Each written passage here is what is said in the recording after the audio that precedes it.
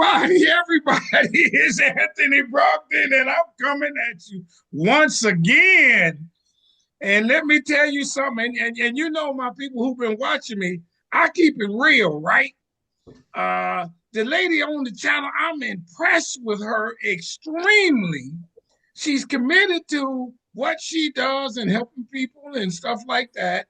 And I got to be honest with y'all. We tried to do this a couple of weeks ago, and I had a little technical difficulty. I'm getting better at this. It's been 3 years since I've been doing it, over 500 guests, but you know, stuff happens, right? I had a little technical difficulty, and oh man, it hurt my heart to have to ask her to come out of her schedule to do it again. She said, "Man, come on, let's get this out there." Yeah. I said, "Really?" She said, "I ain't got no problem with it." I said, "Oh my God." And here we are at you again. Hit the subscribe button because you watching me. It's free to subscribe. Don't ask no information. Just let me know you like me. Hit the like button on this one. It kind of gives me an idea of some of the response. You got comments, comment them.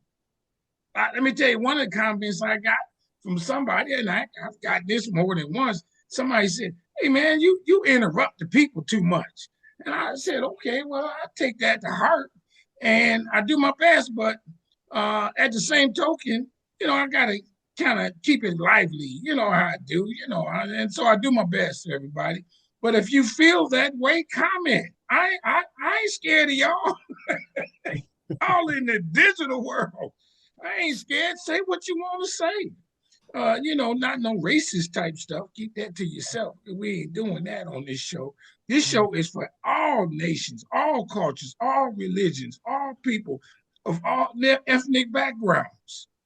Did you see the one I did with the guy who is a Buddhist? I said, "Buddhist, man, I ain't know nothing about it. All I know is chanting." And he said, "That's what we do." I said, "Well, what about the clanging of the bells?" He said, "I don't really clang no bells. I just chant, and it's a way of connecting with the universe to get what I asked for." I said, "That's just like praying." He said, "It really is, just another form." Watch that video. Did you see the one I did with the lady out of? Let me give you one with the guy who thought he was going to sneak in on a KKK rally to hear what they was doing, and he got caught. Well, as I just told you, I interviewed him, so he lived through it, but he got beat pretty bad. Watch that video. Did you see the one I did with the guy who talks about healthy eating? I give you some wellness, so it ain't just Black History. I give you a little wellness too. I want to do more into that wellness because I want y'all to be able to stay alive to watch me. How about that? I got my own motive. I need y'all to be alive and in good mind so that you then can, in your good mind, share this history and encourage somebody to know more about who we are and our contributions to America and to the world. How about that?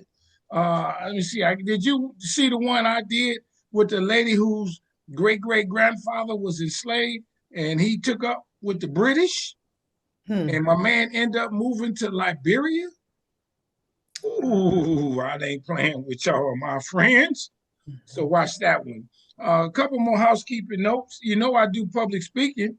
If you need a speaker and to really blow your mind, I'm that guy. I'm a mind blower with good Black history. I've done a documentary titled Business in the Black, The Rise of Black Business in America, streaming on Amazon. Very good because I did it. I wrote a book to complement that documentary, Black Business Book.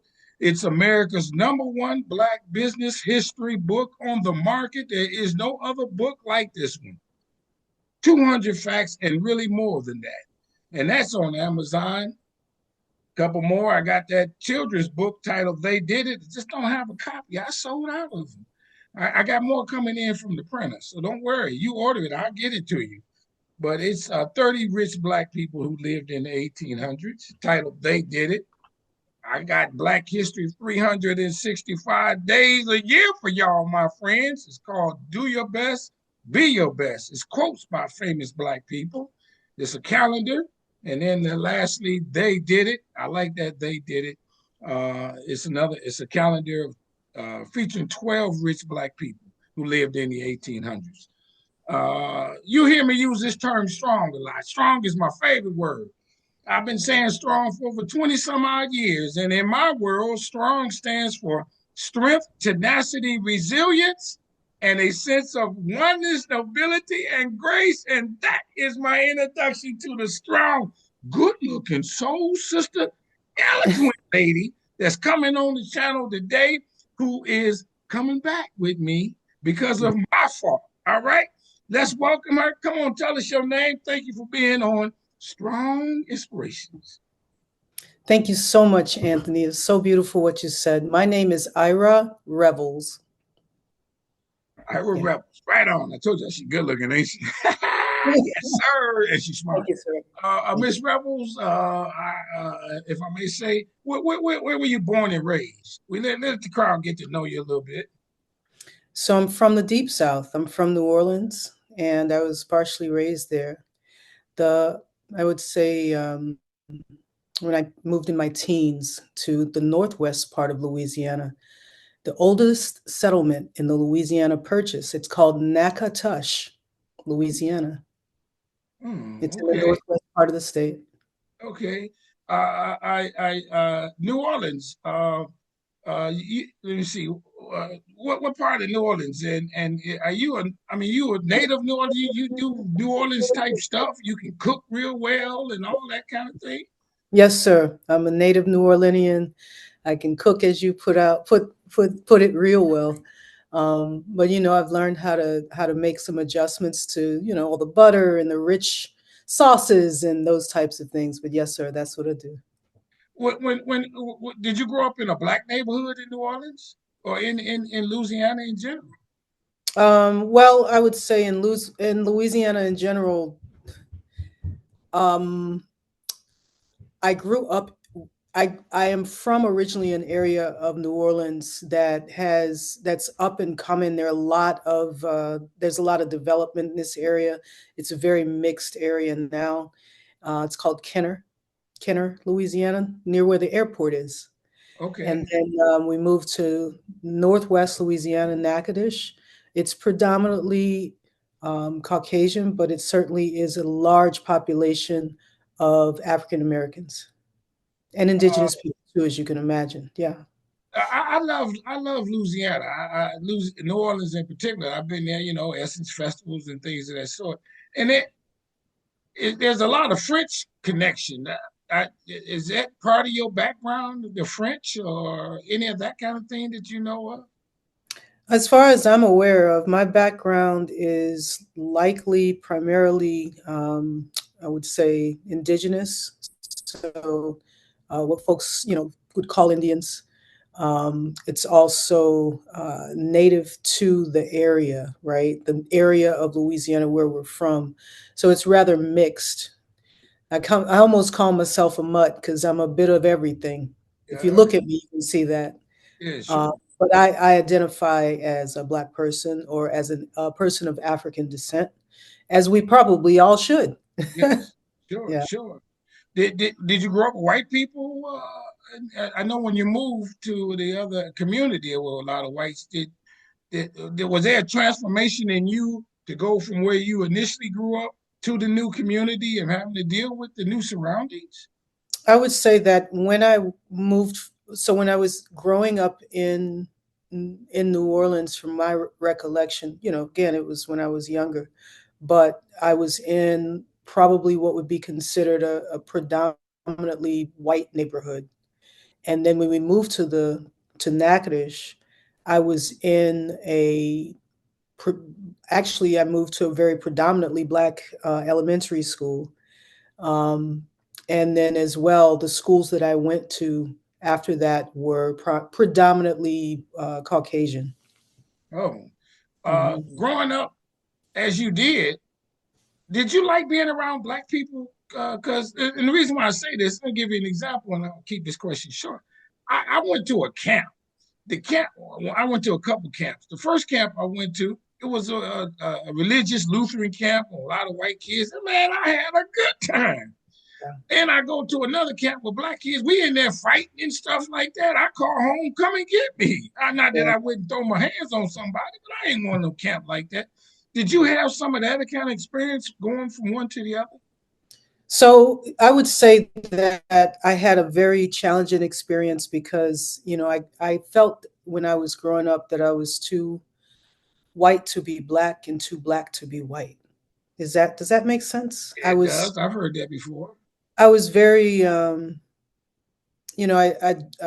dressed a certain way, I spoke a certain way, but in my home, we were instilled with sense of self and pride of our heritage. And so what that meant was, while many of the people who I ended up being around in school, right? And so, like I said, elementary school, I went to a predominantly Black elementary school. And that is the first time that I had the feeling of being too one to be the other, right? But at the end of the day, I would say that my many of my friends when I was growing up were Black. Most of them were Black. So that was just what that was. But certainly, once I got, because again, it's about population. So the Yeah, yeah. population was predominantly white in the town that I grew up in, but certainly in the schools as well. Yeah. Is there? Did you wish? And I'll keep it real on this question. Did you wish you were white at one point? No, Did you think they had more? no. My grandparents adopted me when I was a child, and my my mother, who I call my grandmother, who I refer to as my mom because she literally raised me. But she was born and grew up during Jim Crow. So please understand, I was raised by someone who grew up and was a young woman in the 30s and the 40s. My birth mother, was born in, grew up in, grew up in the 50s, 60s, 70s. So believe me, I had no option but to be aware of the struggles that our people are going through and as well the types of experiences that cause them. We mentioned, and I have to go back in our first time talking, Mm, how you speak so eloquently. Did mm, that cause you problems to speak eloquently like this? And yeah. before you answer that, how you get to speak eloquently? What happens? I want to speak better. My You mom know, used to tell me, quit talking like that. You don't say your verbs correctly. How do you speak eloquently? And then let's go to the other part of the question. so how do I come to speak the way that I do? It's because this is the way people spoke in my household. I love it. Because I read as a child, because I'm also very educated. So of course, I love it. lots of college and lots of and growing up in that experience, I didn't necessarily have an accent, and that was the one thing that I always thought about. It was like it's not until I'm actually in Southern Louisiana that I actually begin to hear it and I began to speak in the same way that I'm used to hearing people speak. And so when I'm not there, right, when I'm not immersed in the culture, and for me, this is pretty much anything. Mhm. When I'm in places where there's a predominant, I was in Ethiopia as an example, and I was able to pick up on some of the language. I was in Ghana, and I was able to pick up on some of the tree. So it's different, and I think that it's simply a matter of, as I tell people, the way that we the way that we correct each other and how we say, "Oh, you don't say it like that. Don't say it like that." Honestly, I don't care. Like, I'm not I that kind of got you. person, and I I work got on that too, because 'cause I've had to work on that, correcting people in their you. Yeah, speech. yeah, Who am I to correct you in your speech? yeah. And I think that that's part of the problem with a lot of the things that we'll likely talk about later on today. So, So do you have to code switch to when you go in the hood? of course, I have to code switch when I go in the hood, but I also have to code switch when I'm going into the office, right? Or into a Yeah, professional environment. And it's tough because I just find myself and it's challenging because I find myself wanting to simply be comfortable speaking. I know that we're speaking to a wide variety of people a day, so I'm actually, yeah, yeah, being articulate. yeah. But I can speak. I speak how I want. I speak how my spirit leads me to speak. You know. So you can curse and everything else with the, Oh, come as on, necessary. bro. Yeah, yeah. You can Yeah. curse with them. I, can, I mean, I can tell you how you need to be, how you need to hear it. Exactly. Yeah. Yeah. Did are you tough? Are you a I mean, had you ever had to fight? Oh, I'm sure that a lot of people have to fight in their lives, have to fight through school with bullies and kids, Yeah. have to fight. However, like I would say, am I tough? I would say, hell yeah, I'm a badass, right? There you go. Physical, like, am I a fighter? Will I throw hands if I Yeah. have to? But also, do I seek that? Do I share the energy of that? Do I walk around what would be considered as a tough person? Yeah. No. Yeah, I I'm love it. very I'm very humble. Very Yeah. humble. Yeah, just going back right quick, one maybe more question in terms of the background. Where's the enslavement at? Do you know, and some of that history in your family? I know exactly where it is. I was fortunate enough to find some deeds to property that my father and my mother owned.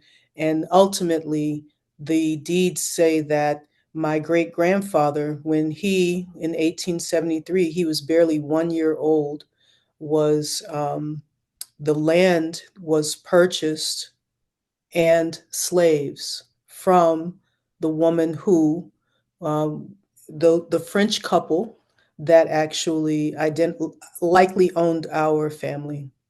So his uncles purchased land and slaves, and he was barely 1 year old. And this is my great grandfather, my In in, father's in father. Louisiana? Mhm. In Louisiana, is the land still in the family? Do you of any regard or anything like that? Not really. The land has investors, and so I work with them, and it's owned by our company, Relax Farms. Oh, is that right? Yes, sir. So yeah, you where'd you went to colleges and stuff like that, right? Of course. What's Yes, your educational background, may I ask? yes, sir. I graduated from Northwestern State University. It's in Louisiana, and I also graduated from the University of Pittsburgh. I took courses at Cornell when I worked there, and that gives you an idea of my educational background. Yeah. What was it a shock from going to Louisiana to some of the northern territories and the different lifestyle? How did you adapt? Like in Pittsburgh, maybe.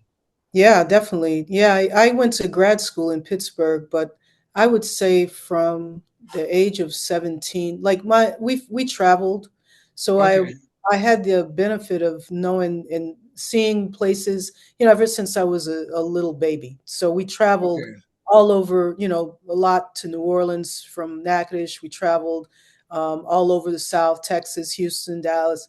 So as you can Okay. imagine, all of those places, and then of course when I was a child, New York. So I have had my entire life an experience of pretty much the country, right? And then when I got into um, working at Cornell, I was able to start traveling to Africa, and that was beautiful. Yeah. Oh, really? Okay. Tell us about that. What was the work that you did? So I was working at Cornell, and my area of expertise was librarianship. So I am a librarian, but I focus on digital preservation. So imagine the papers on the wall in the city. What is this? City of, is that Toledo? Well, yeah, one is Toledo. I got a proclamation, Oklahoma City, Tulsa, Oklahoma. Yeah, yeah, yeah. So while I was at Cornell and when I was in school at the University of Pittsburgh, my focus was digital preservation. It was a fairly new field. And what that would look like is taking the actual citations you've received and what we refer to as digitize them or make them, put them on the computer in a certain way. and then being able to preserve them over a long period of time. And so I learned how to do that. And, I do see how it benefits my work today. Yeah. How did that take you to Africa? Some of those countries, you digitized some of their documents. So when I was able to attend a conference or two. I was invited. And in Ghana, I was able to attend this conference, and there were about 40. No, this isn't that conference, but there's there's so many things, and it was a while ago. So when President Obama was in office, I was able to visit Ghana, and I was invited to provide some advice on a project. And so there's just been a couple of projects that I've done internationally with multiple African countries, like upwards of 43 African countries, where we provided advice because of the project I did at Cornell, the people I worked with there. And there was a professor there who I worked with, Professor Ayele Bakari, who was in Africana Studies, and he invited me to the conference in Ethiopia. And we were able to discuss a way to help everyone understand how everyone understand historical and ancient documents in on the continent. And so we had different countries who had different digital preservation projects. And so the idea was figuring out, how do we help everyone understand what all of the projects are, maybe on the web or in some way that we can preserve this information.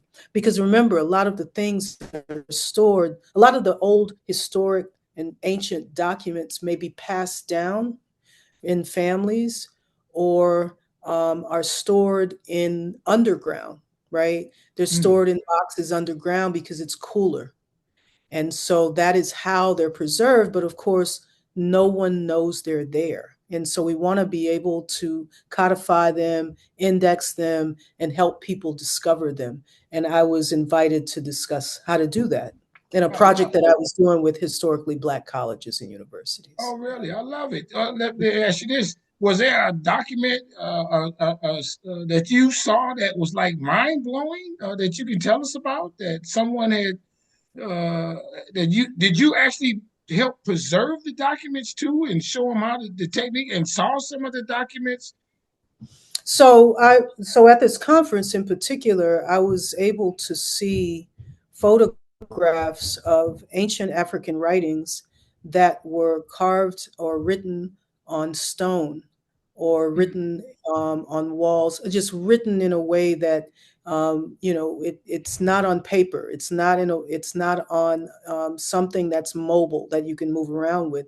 So those were very interesting to me. I had the opportunity in Ghana to visit the W.E.B. Du Bois Center, and that was awesome. And see the writings and those types of things. And so I've had a wonderful opportunity to see some amazing things. Harriet Tubman's a book biography by, I believe, her daughter, that was written, and she actually signed it with her mark. Of course, she could not Wow. read or write, but Oh, and that was not in Africa. That was at That was at Lincoln University in Missouri. And yeah. so, yeah, I've had being a librarian and also working on digital preservation and archives. I've had the privilege of seeing some of our most amazing only copies, first editions, Oh, things that never got published. You yeah. know, uh, those types of things. So Okay, let me ask you this: have you ever, is anything struck you so much that made you cry? yeah, I think, and, it goes back to George Washington Carver. He wanted to publish a textbook, and he was never able to get it completed. And I was really moved by that. And so, in hearing the stories about, in some, there are places where these types of archival materials exist, and if they're if they're not protected in a way, right? If they're not protected by the archivist, people do take them. So, the goal is for them to be enjoyed by everybody, or as much as possible. You know, whether you're coming to the archive to see it in person, or whether you see it online, you want it to not be stolen, right? Yeah, You want it to sure. be able to be available. And so, needless to say, yeah, I've had some of those types of experiences. Let me Yeah. ask you this: is there a document that you know was out there that you want to see Hmm. that have not seen? Is that a, Oh yeah. Oh yeah, yeah, yeah. Yeah. And it's yeah, there's a whole library I would love to see. Yeah. can you tell us what it is or what where it is? Like in somewhere in the world or something like that? Yeah, I would love to. So someday I would love to go to the Vatican Library, and in particular, I would love to be able to go to their archive. And it's The Who you have Library? The Who's Library? the Vatican. The Vatican. Okay, I got you. I got you. Yeah, we have a, as far as world history, as far as what would be referred to as ancient history, or African indigenous history, American history, Black history. And so that's what I mean, right? Yeah. I'm, I, yeah. So needless to say, my point is they do have quite a number of things that we would want to know about, and that I would definitely want to experience. Uh, I know to ask you this question because I've been to Utah. The Mormon has an extensive library. Absolutely. And so, can you tell us those who don't know? And I know I can't explain it. Yeah. What is their take on this? Isn't there a library to chronicle Black life or something like that at the Mormon Church in Utah? Or can you explain what that is, please? From what I've heard, Mormon Church, the Mormons have actually captured all of a great majority of uh, uh, we'll call it demographic history. So things that would include our records, our genealogical records. And so what they do is they have a great treasure trove of genealogical records, and a lot of our genealogical research. And there's apps and things that come out of the Mormon documents. So yeah, they do a lot of actually great work. So you can learn a lot about yourself by looking up those records. Before we go into the other part, I want to talk about that you're involved in. One more question. Um, the library at Temple University is pretty extensive. I interviewed the lady there. The I've interviewed somebody from out of New Louisiana at the Amistad Research Center. Can you give me a couple more research centers that people who might be watching this, if they're doing research that and they want to go attend these places, go see these places that you suggest they go to? Absolutely. Places that I particularly enjoyed was Fisk University.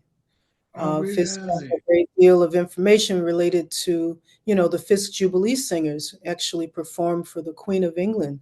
And this would have been, I believe, and don't quote me, but we're talking one of the first cohorts, the first groups of Okay. performers, singers. And I would say that was 19, maybe 20s, maybe it was the 30s. Um, so Fisk, I enjoyed being there. Where else? I enjoy the Atlanta University Center, because Okay. they service, and this is the AUC, and they're in Atlanta, Georgia, but they service Spelman, Morehouse, Interdenominational Theological Center. Um, uh, what am I missing? There's one more starts with an M, and I'm missing the name of. Mormon, more something at Morehouse. No, it's not Morehouse. It's Okay. Morris Brown. Morris Brown. Okay. So, those colleges are served by that one, and there's a lot of renovation that's taking place there. They also have the MLK papers. So, some years ago, probably in the early 2000s, the MLK papers were auctioned, and they actually were able to acquire them. And I forget who acquired them, but needless to say, I believe Bank of America gave their foundation gave money to have them preserved, and they built a special vault for the papers and everything. So all of that is at the AU Center right in Atlanta. Okay. Okay. Yeah. Are you familiar with the one that the guy did at Temple University? No, sir. Yeah, I interviewed the lady. Everybody's on the show. Go watch that. Okay. When we piggyback from around that, you've mentioned and this is what you were talking about when I met you in Atlanta at the um, National Black Chamber of Commerce. Uh, that you do farming or you have a park or something like a farm or something like that. Right. Can you let's go into to that story? Yes, sir. So excellent. Relax Farms. We were at the 135th annual Black Chamber of Commerce Yep. conference in Atlanta in May. And the idea is, I had mentioned, inheriting this farm and figuring out a way to make it profitable. So Relax Farms is the new sustainable regenerative agriculture farm we're developing right now. And I was able to bring in investors, and we're able to now provide agritourism. We want to do short and long term stays. We want to be able to have value added produce and grow really sustainable, nutrient dense food. We want to be able to help the children in the schools by putting the food in the schools. And so the wonderful thing is there's a lot of wonderful programs that are available to us now. I'm not certain for how long, but I know there is a concern about the current administration for uh, agriculture. And so I am aware of that. And I feel fortunate to have a wonderful network of people who are in the space of providing and growing and distributing nutrient dense food to our children and our families, to homeless people, to anyone who wants to eat that way. And so a lot of the things that we're doing now, we're every day working on these things related to the farm. But what you experienced was my business partners and I discussed our concept that will bring landowners and farmers together to basically, if they can't make money by farming, if they can't figure out what type of operation to integrate into their farm to make money, to be able to be resourceful, right? Basically and by we I mean acres under management, will help by taking over your operation, and we have a strategy on how that looks and how that can work for you. And so we have about 9 different areas that we work in, including, like I mentioned, agritourism, sustainable agriculture. We're using various techniques in not only traditional farming like cover cropping, but we're also using techniques that are newer, using technology, drones for planting, for making sure that we also have the ability to get fertilizers into the ground. So we have different methods and different ways, and we're seeking people who are owners of land, particularly Black farm owners and Black landowners, who have anywhere from what would be considered small, like my farm is small, or my Relax Farms is small. It's under 70 acres, right under 70 acres, to larger farms. And so those would be probably twice that, over 150 acres and above, but not quite 1,000. But certainly, the idea is to get to 50,000 acres over a fairly short period of time. That is our goal. Yeah, okay, hold on. Now, I'm gonna stay. I'm gonna come to that one again, but I want to go back to Relax Farm. Where is that located, and how do people uh, support what you're doing there, and buy from you, whatever, whatever. What do you want the public to do Right. with that? Okay. So I appreciate the question. Once again, it's in Northwest Louisiana. It's in Natchitoches, Louisiana. And there's a website that folks can go to understand what we're doing. And the website will show you the event that we just held, the Bayou Bliss Wellness Festival. That was in June. But if you go to Let me Relax stop you there. I'm Farm, coming next year. You in? I'm next coming. year, But come on, let me come just on. talk about that for a minute. You got a festival in June. Right. So this year, the idea is to have it closer to the founding date, right? When my great grand uncles purchased the land, which would be somewhere around May. And so May of 2023, we're talking 150 years. Yes. That's how old the farm is, or that's how young the farm is. And basically, relaxfarms.com, www.relaxfarms.com, and you'll Okay. be able to see that. Okay. Um, yeah, and so you'll also see a short video where I'm discussing some of what I've discussed here today about how I found the deeds, and I was able to go through process of, understanding my family history through the deeds, and also some other things as well. And so there's a video that you can Yeah. also see on the website. Yeah. I love it. Well, was Relax the original name? Was that a name you came up with? How did it be titled that? So it's a name that I came up with, and Okay. it was not. No, this was not the original name, but of course it's a company, so it's Yeah. now Yeah. under ownership of Relax Farms, and it was again my business partners and investors who we all came up with a lot of the themes and a lot of the things that we're doing to help sustain the operation of the farm. So it is now up and running and growing crops and it does it have a hotel? You said short and long term stays. Is there a hotel or do people have campers that come there? What does that look like?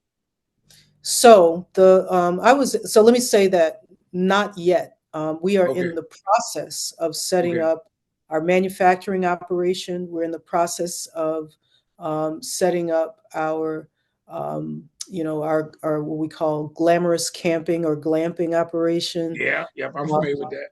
right. We're in the process of doing a lot of the things that are required for growing really great crops. And so that includes and is sort of begun by taking care of the soil, right? Okay. Soil health is the first step to really being able to produce amazing crops. And Okay. so for me, I really focus on regenerative agriculture. And the part of the reason why is because we have a lot of land, and we have a lot of ability to create crops and grow crops that are going to be healthy for folks, nutrient dense, no chemicals. Like Oh, that's really? not something I want to be able to do. Correct. And so I say this to say that my particular interest is in this area of agriculture simply because I remember when my mother was still alive, she wanted a garden, and I came down from University of Pittsburgh. One It was April, and I actually installed the garden and didn't use the entire space because it was so big, but was where the barn used to be. And I never saw any of the crops. I never saw any of the yields. I never saw anything. But she said, just take your forearm. And she said the peppers were that big. And so I was very happy about that. And Oh, so okay. yeah, that's where we want to do a lot of the garden. We have fruit trees in this area.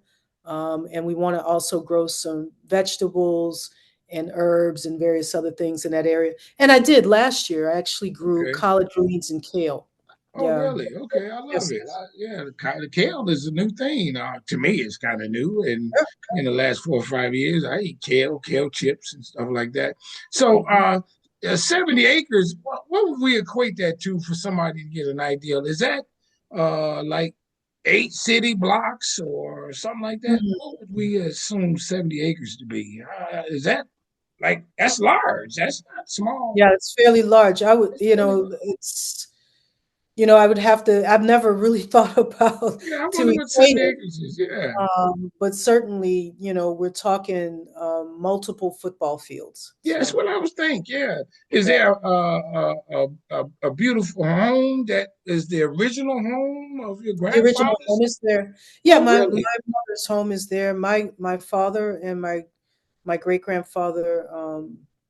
So my great grandfather and my grandfather built this home for her, and they built it for her because she came to support and help and my father's father, my great grandfather. So she came from New Orleans, moved back to Natchitoches, where she was from, and where my grandfather was from, my dad was from, and they simply, when my dad went to World War II, my mother moved back to Natchitoches and basically cared for his father and his sisters, who Oh, had one of which, yes, who had developmental disabilities or physical disabilities. But yeah. the point is, the house was built because my mother said, I cannot come there without a house. Because prior to the house being built, there was, the house, but it was an outhouse for a bathroom. It was the wood stove, and you had to bring the wood and all of these things. And so, Yeah, she what I wasn't staying there and I'm doing all this work. You right. come on, And she man. told my dad, I need a I house, and he like you, built but his I'm house. like, yeah, Yeah. that's pretty good love. I mean, you got any pictures of Relax Farm that you can show us? Is that okay? Once again, if you go to the website, Go to the you will see website. Okay, we'll see it on the website. blackfarms.com. Yeah, Yes, sir. yeah. Okay, that's a good thing. Now I'm gonna piggyback off that because of as the clock moves along. Let's go back to the management part and the Mhm. company that you run. First of all, my first question is: you a long way from library science. See, this is not library science. This is farming. Is Mhm. farming in your blood, and now you want to be a professional farmer from Yeah, with the still. Do you yeah. wear overalls when you farm? Or do you still wear the suits and ties and I never, manage the well, it's been a very long time since I wore a suit and tie, or a okay? suit or dress clothes, if you Yeah, say dress yeah, clothes. yeah, Um, but certainly, farming is in my DNA. My ancestors basically, require me to step up and do what I'm doing, and I enjoy it because it's beautiful now. It's so prevalent. It's so important, and there's so many people who are seeking this knowledge, and being able, I'm simply going on what I read, what I do, my experiments, just like any farmer. The only way to know if it'll work is if you try it. And so, in my case, I simply try things and I have experiences, and I'm saying to myself, okay, that's what that's for, and that's how to do that. There's so much knowledge. We have the social media, we have so much information that we can tap into. And then, uh, anything that we want to do, there's nothing we can't know how yeah, to do sure, right now. sure, Yeah. sure. So do you live there, or are you still in the big city? I split my time for as I can so that Yeah, I can get things done down there. But we do have, as a team, we are taking, you know, being there as we need to be. The goal is to make sure we have a full-time person there.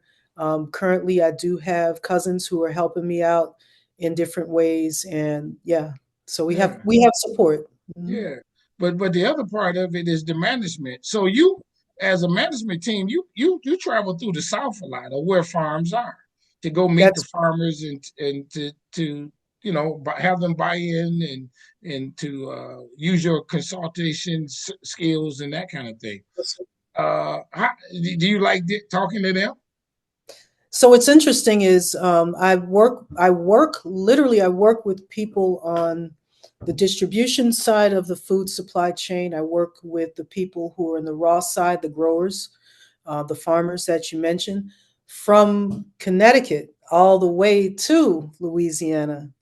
And so I have folks who I work with in Houston, who I work with in Louisiana, who I work with in Connecticut, who work with in Atlanta. So I'm in a variety of places working with a variety of people, and it's great. I love it. Do you miss the library science? You know what's interesting?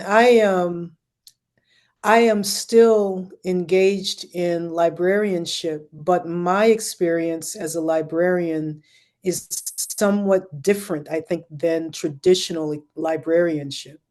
So I miss being able to walk into at least Cornell because it has gorgeous libraries. We're talking over 20 libraries. So Really? each one is slightly different, right? And so the point I'm making there is I still have an experience with libraries, museums, archives, and I still go places and go to programs. I have clients in these spaces. Yeah, so Okay.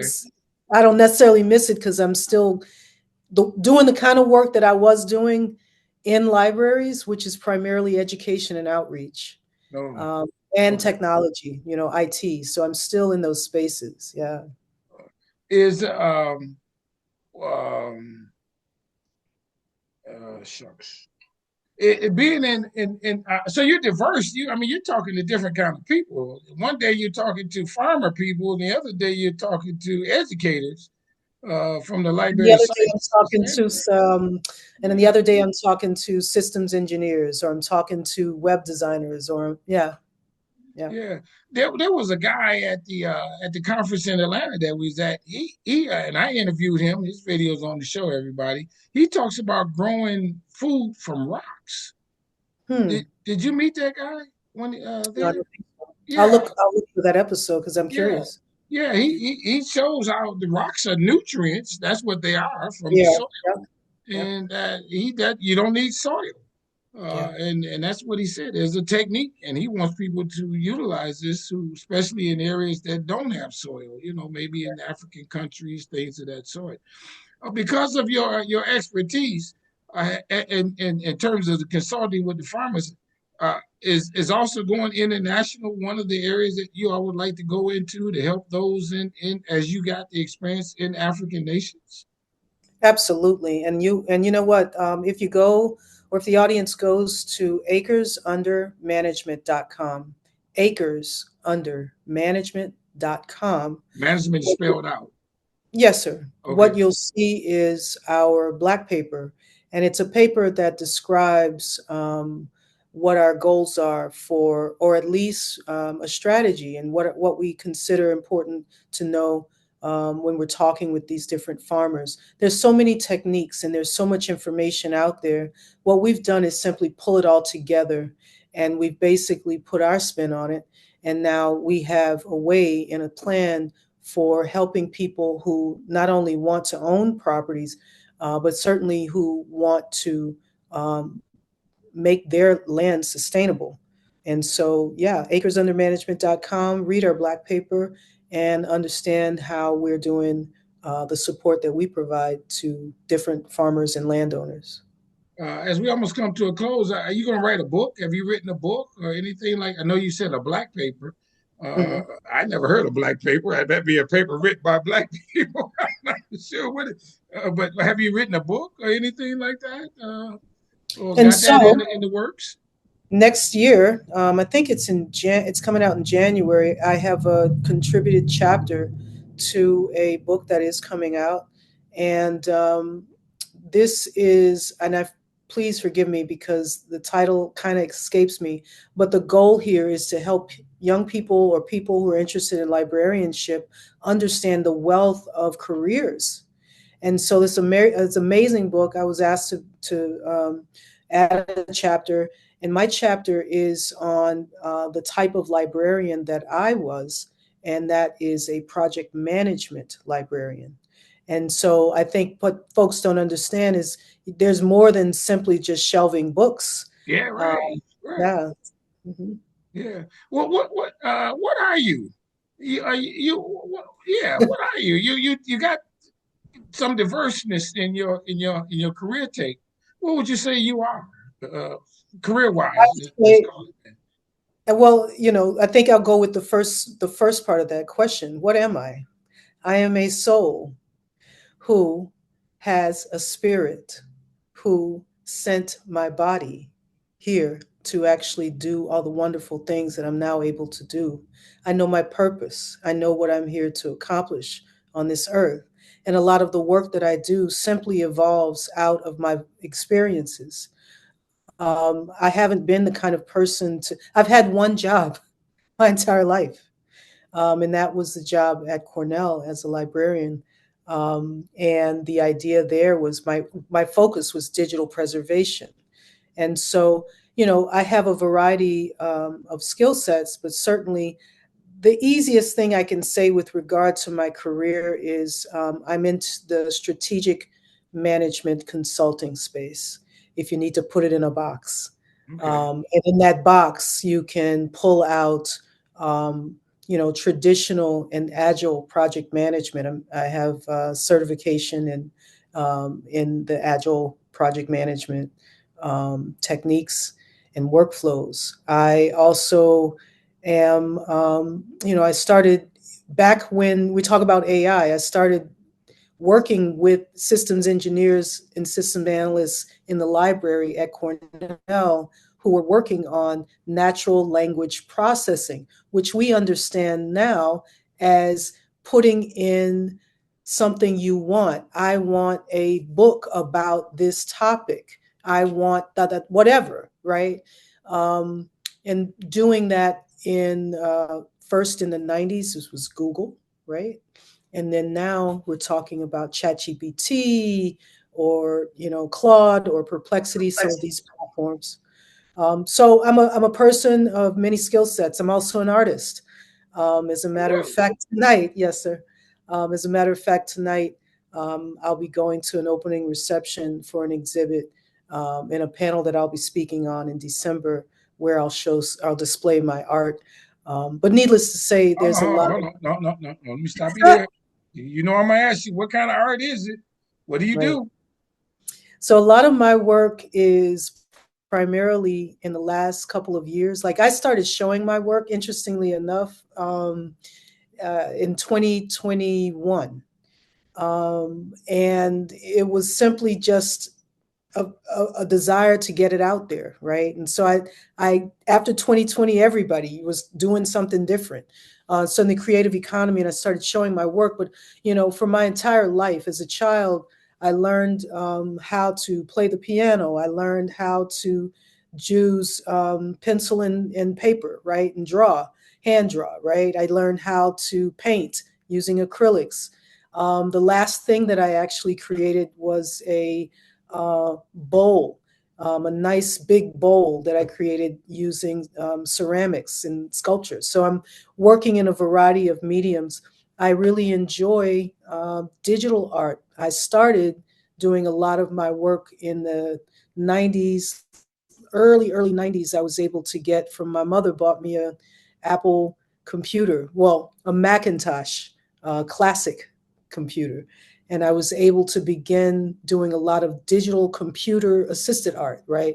And so that has now evolved into what we understand. In some cases, it may be generated by AI. So there are times when I actually also co-create with artificial intelligence. And those pieces, a lot of those works are based on research and themes. And I could go into that. That's a whole Eh, conversation in and of itself on some of the things that I'm doing with that. But some of that may be on canvas, some of that is printed in on glass and different things like that. So and what do you title your what's your art under what name? Is it under your name or that something? is correct. Yeah, It's under under your my, name. And yes. so you got an exhibition tonight that's gonna sell out.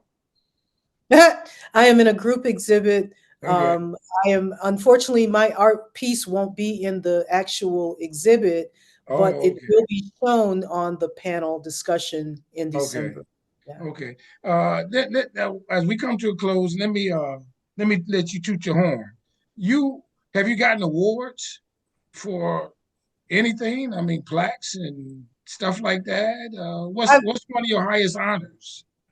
I think one of my highest honors that I really appreciate is being a mover and a shaker when I was in libraries, being able to say, okay, I was awarded by the American Library Association a Mover and Shaker Award. And I was a newly minted librarian who was doing the project that I mentioned and the work that I mentioned at Cornell. So it's different. It was new and emergent. So I think that that is something I'm very proud of in the field, in a professional field. The awards that I have yet to receive, and I think I'd rather think about it that way. I think one thing that I would be very proud of is some type of humanitarian award. I have always wanted to be able to give back, and if people who know me know that my spirit is that, I'm a giver, and of course that's something that I've learned how to manage and make sure that I'm giving the self first, right? But the idea here is I'm currently building a actual piece of software that people will be able to use in order to write grants. There are many people who have great ideas and they just simply, for not having the cash or not having the knowledge and know-how, won't be able to get the trillions of funding that is currently available, not only in our government, but also in a variety of corporate and private money, right? Companies, private family, and other small foundations. So, what I've done is I've created a platform that people can actually use for free right now. And that link is, if they go to my media company's website, Black Tech Futures Media, I'm sorry, blacktechfutures.media/, my hyphen grant hyphen copilot, blacktechfutures.media/ my hyphen grant hyphen copilot.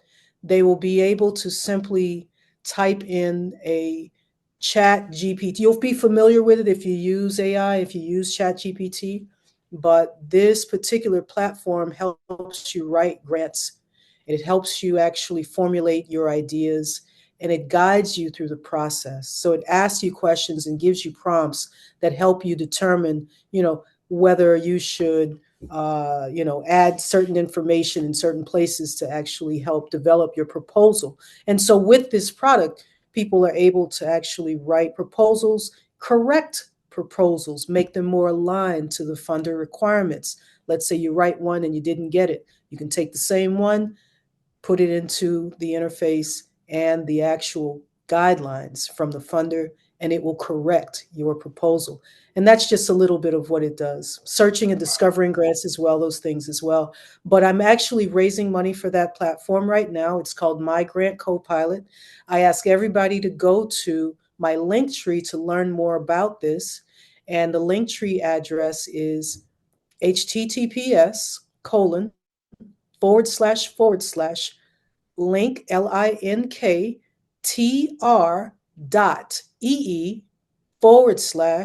grant copilot.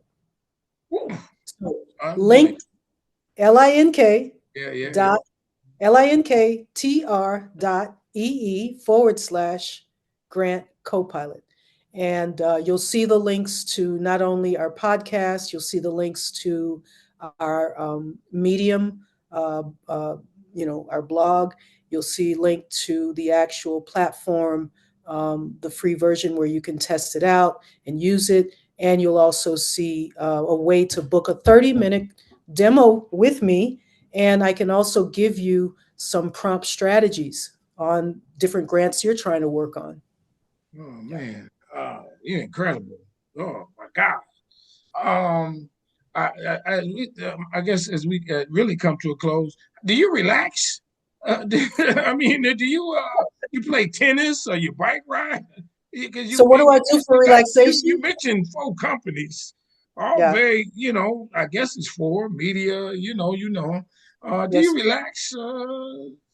You know Ada? what? It's interesting because that's a great question. I would say a couple of years ago, I would even say, no, I want to figure out how to do it.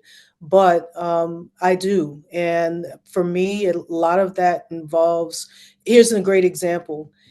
It's managing my body and managing my mind, managing what goes into my brain and what goes into my ears and what goes into my eyes, being very particular about that, what goes into my mouth, right? Uh, the things that can help maintain emotional regularity.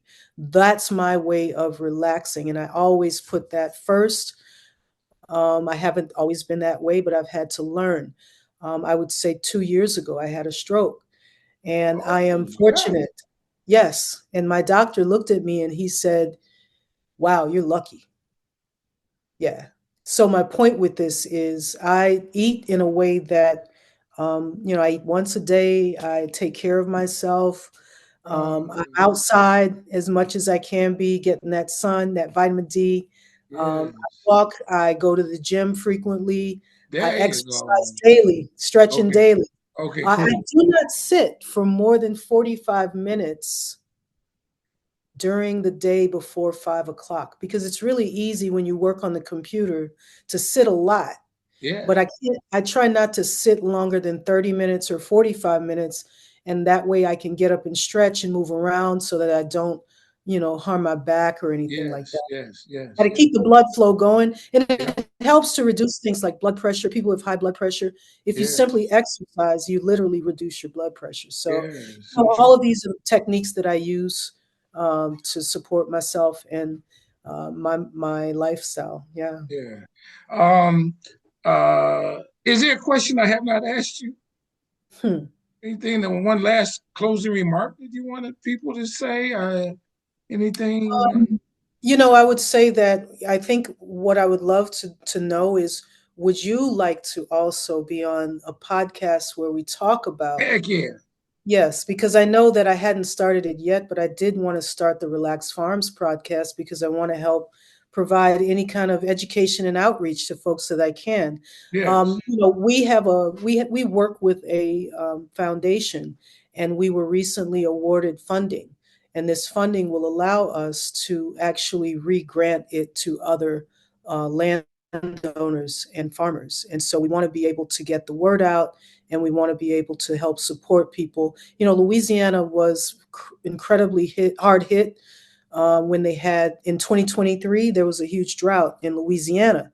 So I don't know, about the rest of the country. It wasn't that wasn't the case, but we're focused on helping primarily at this point people who are not landowners and people who are Black landowners, help get them some operational support so that they can continue to keep their land in their families. That is something that I have been very fortunate that all of the deeds in that my family continue to maintain that for 150 years. I'm so proud of that. Yeah, And me so I too. want to follow their example, and I want to share that with other folks. And so, yes, I would love it if you're able to come Yes. onto the Yeah. Yeah. podcast, Sure. Sure.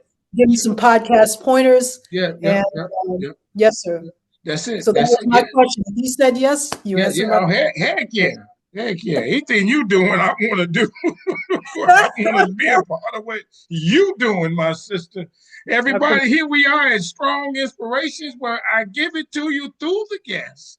I do my very best to ask some intelligent questions so that you can be enlightened through what they say.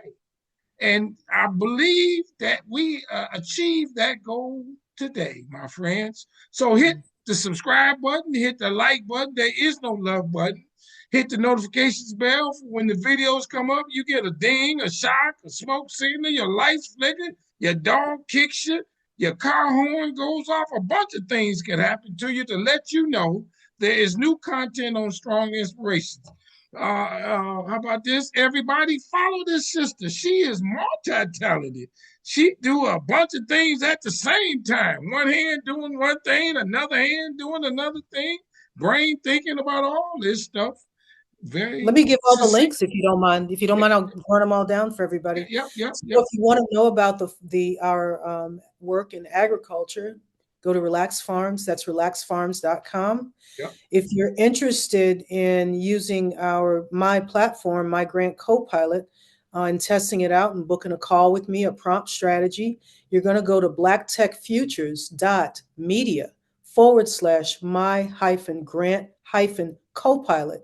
If you want to see any of my art, and you want to know about the exhibit that well, the actual panel that I'll be speaking on, it's Linktree / IRC LLC, and I'll spell that out: https:// linktr.ee/IRC LLC. That's Ira Revels Consulting LLC.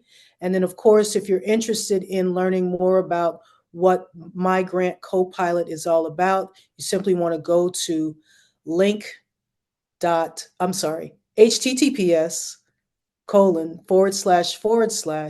linktr.ee/grant Copilot. All that's going to be in the description, everybody. You Yes. see how eloquent she is? She said HTTP. I used to think it was this www dot. Is that the same thing? You no longer need to use www. Yeah. I think so. Okay, but everybody, check it out. All that will be in the description. Follow this sister. I talked about earlier that June thing, the festival. If that happens again next year, I want to be there because I'm hanging. So let me know, and I can invite Oh, some people who follow me. Y'all hang with me. yeah. Let's go down there and check that out and have a good time. And there's a few of those. Like for example, I'll be at the Selma Montgomery Bridge crossing. That's the end of February, early March. Come hang with me on that, and we might even get together as y'all who show up with me, and we do a dance in honor of that bridge crossing. I kind of got a two-step, my friends. I'd Uh, love to see it. no ballroom, but two steps. And so all her information will be on there. Go to all those websites. Go to my website, businessintheblack.net, HTTPTDDOEO. But at the end of the day, it's businessintheblack.net. Go Right on. there and then get a book, get the calendars, so on and so forth. And then to you, my sister, I say this and I mean this with all sincerity. I want you to stay strong, stay safe, stay on your grind. I love who you become. I'm proud of you. You Thank you. serious, you're the real deal. You get that library of science. You got to sit there and read and sit at the computer and document stuff and look at it intently and make sure that it's preserved. That's good because then now future generations will be able to take advantage of what you have accomplished I hope and, and, so. and the preservation that you've done, the Yes, sir. humanitarian that you do. And then you took that and said, hey, I got this land. We're going to do something to help other people with Yes, the sir. farmers and stuff. That's a beautiful thing. Now you want to help people to write grants so they Yes, can be more effective. That's a beautiful thing. And then when you get an extra minute in the middle of the night, you create art. Another beautiful thing. I thank you. thank you so much, everybody. With that, I'll say bye bye. We're out. Thank you.